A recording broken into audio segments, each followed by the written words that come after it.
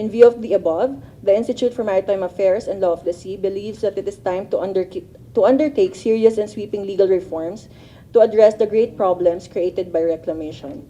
It is suggested that legislation be enacted with the following objectives. Number one, abolish the PRA as a government-owned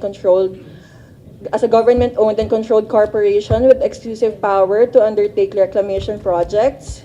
Number two, transfer the PRA's proprietary functions and associated personnel and assets that, for example, ownership and administration of reclaimed lands, BOT contracts, etc., to an appropriate GOCC whose core function is to own, administer, and develop government property.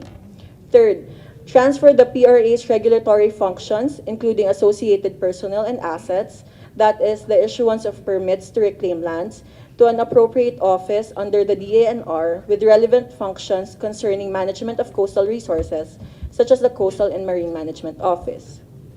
Fourth, transfer the PRA's executive functions, that is, the implementation of reclamation projects, to the Department of Public Works and Highways. Fifth, establish a strict moratorium on all reclamation projects, whether by the national government or in partnership with local government and/or private contractors, until after the enactment of legislation and/or ordinances on comprehensive land use and sea use planning. Sixth, provide strict guidance to LGUs regarding the conduct of reclamation activities with a view to reducing the destructive practice and emphasizing the renewal and restoration of existing local real estate.